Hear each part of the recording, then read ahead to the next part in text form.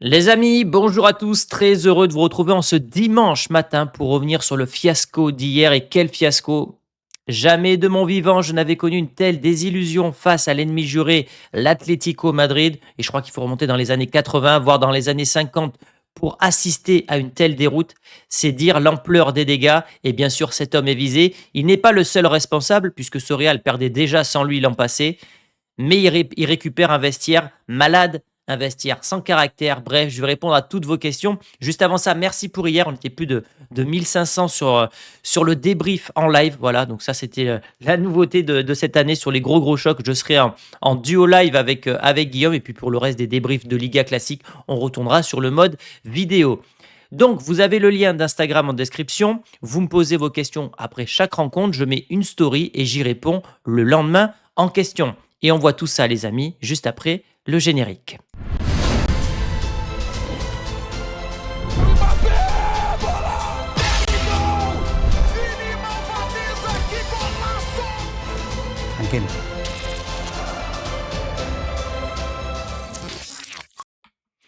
Avec la presse madrilène, une grande fête, titre As, une manita historique, titre Marca. Évidemment, il faut féliciter l'Atlético Madrid. Ils ont été meilleurs que nous dans l'attitude.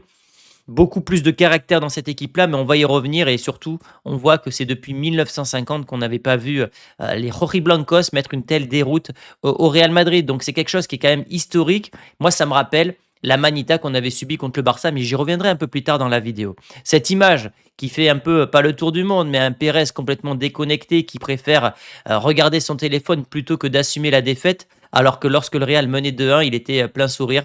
Bon, c'est les petits mèmes qui sont rigolos. Malheureusement, ça tombe contre nous cette fois-là. Première question, on redescend sur Terre. Rien n'a changé depuis Carlo, nous dit Ismaël. Et c'est exactement ça en fait. Si on regarde les premiers matchs de Xabi Alonso contre les grosses équipes, ça se solde toujours par de grosses déroutes.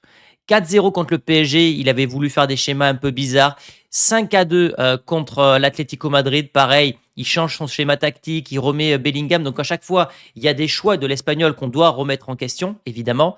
Mais c'est le même Real qu'Ancelotti in fine, c'est-à-dire qu'un Real fort contre les faibles, faible contre les forts, un Real qui a montré ses limites dans le jeu, d'un point de vue défensif, d'un point de vue du milieu de terrain et bien sûr d'un point de vue du caractère. Donc ouais, malheureusement, j'ai l'impression qu'on a le même Real Madrid que depuis Carlo Ancelotti et que ce n'est pas une histoire forcément d'entraîneur, forcément de joueur.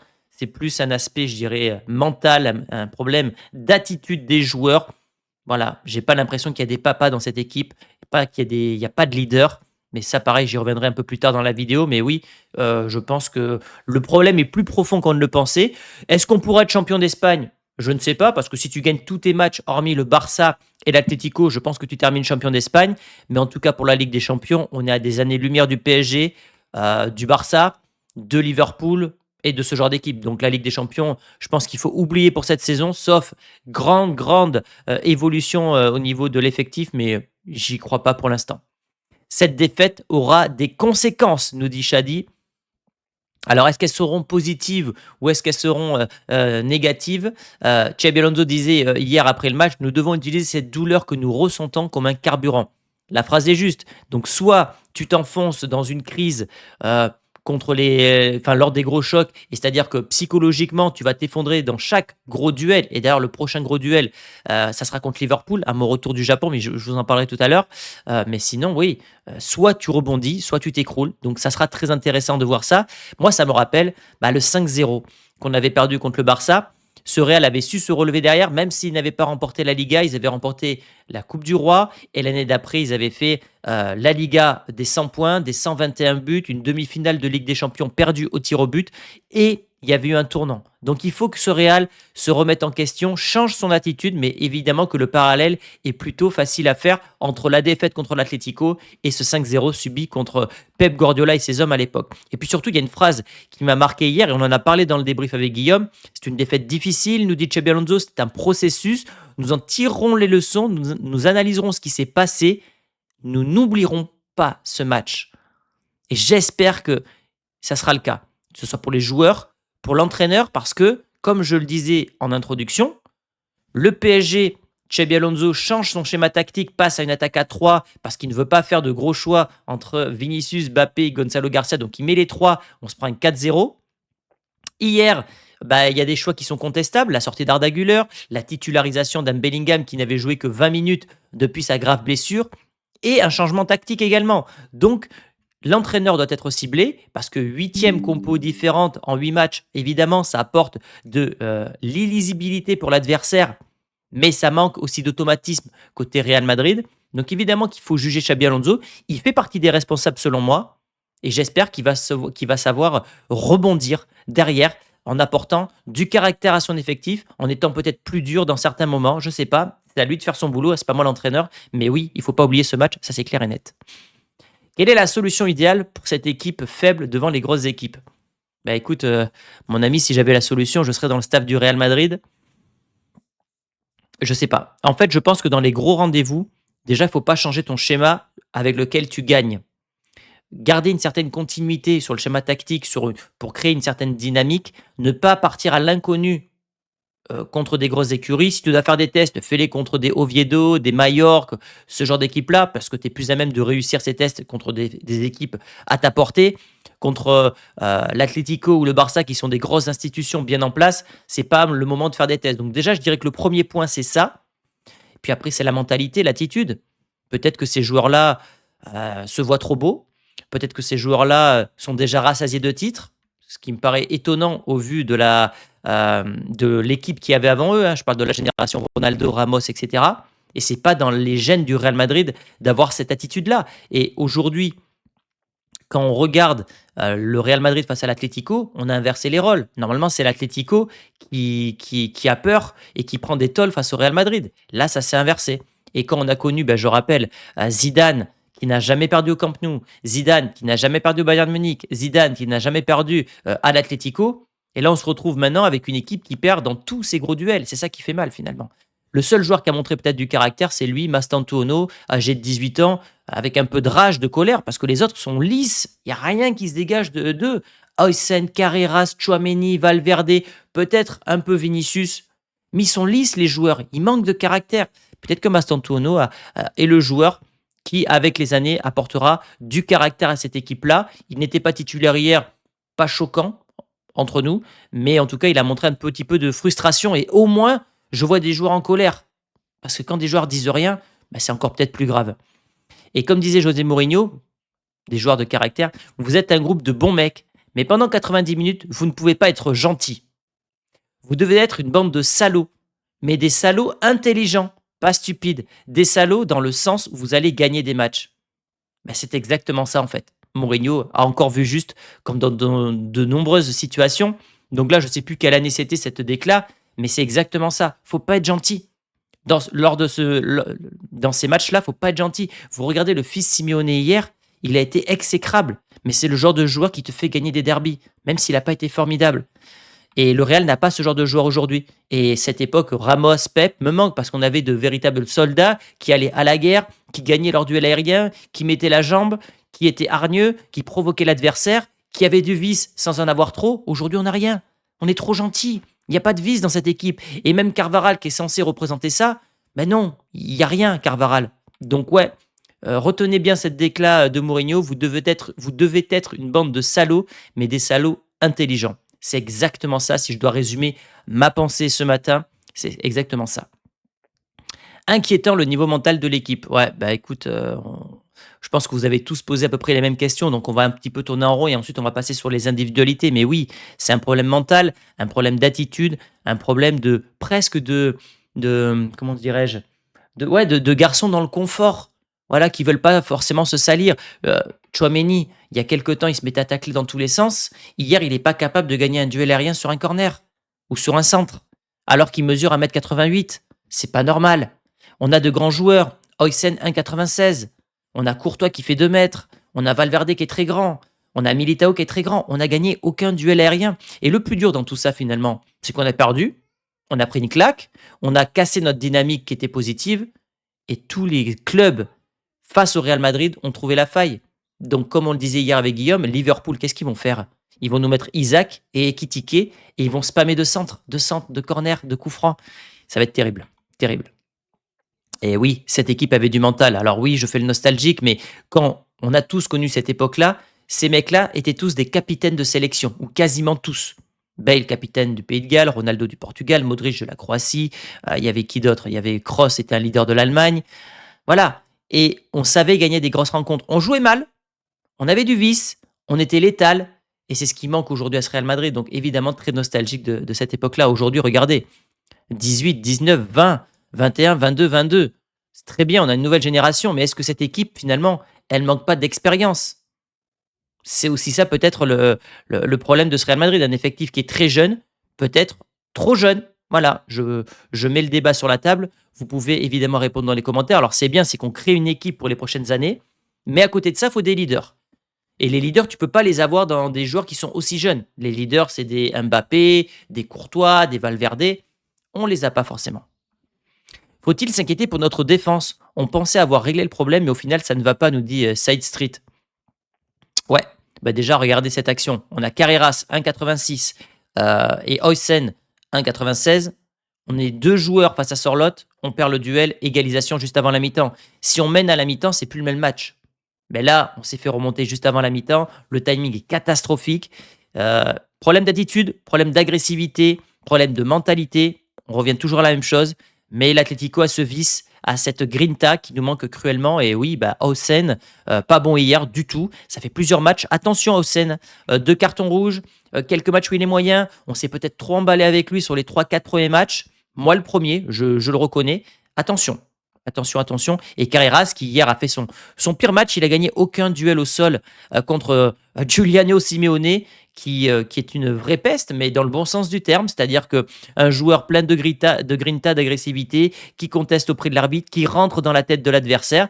Et c'est un match à ne pas oublier pour Carreras, mais à retenir parce que c'est un match qui va le faire peut-être progresser. Lui qui était excellent jusque-là et qui était considéré comme la recrue de l'année, s'est frappé à un mur, a rencontré un mur, et ce mur, c'était Simeone.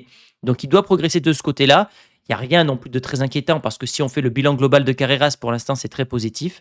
Mais il a montré quelques failles hier et surtout dans les grands rendez-vous, que ce soit à la relance, j'ai trouvé un joueur paniqué qui n'a pas gagné un duel. Et même à la relance, qui est l'une de ses grandes qualités, il n'a pas été au rendez-vous. Tchouaméni et Valverde, c'est plus possible. Bah, là, tu prêches un convaincu, mon ami. Ça fait une dizaine de vidéos que je le dis. Je n'y arrive pas. Ça manque de créativité, ça manque de caractère. Autant Tchouaméni, ça va mieux en 2025. Il avait beaucoup apporté, je trouve, en termes d'agressivité sur le début de saison. Je vous avais dit, ça y est, il a découvert le tacle et il est heureux comme tout. Il se met à tacler dans tous les sens. Autant hier, j'ai retrouvé le Tchouaméni sénateur, le Tchouaméni qui veut être trop propre, Valverde méconnaissable, jeu avec ballon catastrophique. J'ai l'impression que le joueur box-to-box ne convient pas à Xabi Alonso. En tout cas, dans ce qu'il veut faire du joueur. Il ne frappe plus, il ne défend plus. Moi, je pense, j'ai une théorie à propos de Valverde, c'est qu'il est en train d'avoir le contre-coup de la saison dernière où il a joué 68 matchs. Il est rincé psychologiquement déjà parce qu'il n'a pas eu de pause mentale. Physiquement, son corps dit peut-être stop. Ça nous rappelle qui? Un certain Pedri du côté du Barça, souvenez-vous, qui avait fait une saison à plus de 70 matchs avec les Jeux Olympiques, etc. et qui a mis peut-être un an et demi avant de retrouver son niveau stratosphérique. Peut-être que c'est ce qu'on va vivre cette saison avec Federico Valverde qui, oui, tire la tête, qui se permet de faire des remarques en plus en conférence de presse derrière alors qu'il était mauvais comme un pou. Et ça, c'est le genre de choses que je ne supporte pas quand tu es mauvais comme ça, discret, rentre au vestiaire, ferme-la. Voilà, parce que je ne vois pas de leader sur le terrain et je vois un joueur totalement perdu. Bonsoir Thomas, que penses-tu d'un milieu à 4 sans Valverde avec un Ceballos à la place? Donc un double pivot Tchouaméni, Ceballos. Ceballos qui a un petit peu de vis pour le coup. Et avec deux joueurs au-dessus que seraient donc Arda Güler, Bellingham. Pourquoi pas? De toute façon, il faudra faire des tests. Seul Xabi Alonso pourra apporter une réponse. Mais Ceballos, pourquoi pas? Après, Ceballos a ses limites aussi. Faut pas croire que Ceballos, c'est le joueur qui va nous changer l'équipe et que c'est juste un joueur qui a fait qu'on a perdu hier. C'est un problème général. C'est un problème de mentalité, un problème d'effectif peut-être, un manque de leader, de caractère. Mais c'est pas Ceballos en remplaçant Valverde qui va changer la compo. Mais c'est vrai que Ceballos, depuis qu'il joue sous Xabi Alonso, il propose de bonnes copies. Tu penses pas que Courtois, ça commence à être inquiétant sur les corners, coups francs et pénalty? Alors déjà, il y a une stat sur penalty, c'est que sur les 11 ou 12 derniers pénaltys, il en a arrêté aucun, alors qu'auparavant, c'était l'une de ses spécialités. Hier, je suis désolé, mais il plonge du bon côté. Le pénalty, il est pas spécialement bien tiré. Il est à mi-hauteur et normalement, Courtois, il doit la choper. Vu sa taille, vu son envergure, mais le problème, c'est qu'il est lourd sur ses appuis. Il est lourd. Regardez le visage, le corps qu'avait Courtois à l'époque, quand on l'appelait El Muro. Il était très fin. Aujourd'hui, je pense qu'il a 5, 6, 7 kilos en trop. Et ça se ressent. Et au-delà des pénaltys, parce que les pénaltys, ça reste compliqué à arrêter. Les coups francs, et pareil hier, je pense que le Courtois Prime, il me la sort. Et les centres ou les corners, il ne sort jamais. Alors qu'il mesure 2 mètres. C'est peut-être d'ailleurs l'un des points faibles de Courtois qu'on n'avait pas vu jusque-là. C'est un gardien qui est très bon sur sa ligne. C'est le meilleur au monde, ça c'est clair et net. Mais qui peut-être manque d'autorité dans le jeu aérien. Et il doit diriger sa défense et c'est vrai que le Real subit beaucoup trop et je pense que Courtois est peut-être l'un des responsables également d'un point de vue, défensif. Changer la composition et le système en incorporant Jude, idée ambitieuse pour un derby. Exactement, Romain, c'est ce que je disais tout à l'heure en début de vidéo.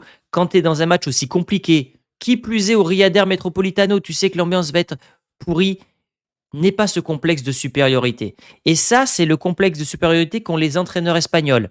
Pep Guardiola, Luis Enrique, Xabi Alonso. Ils ont l'impression d'être plus forts que les autres. Intérieurement, ils se disent je suis plus intelligent qu'eux.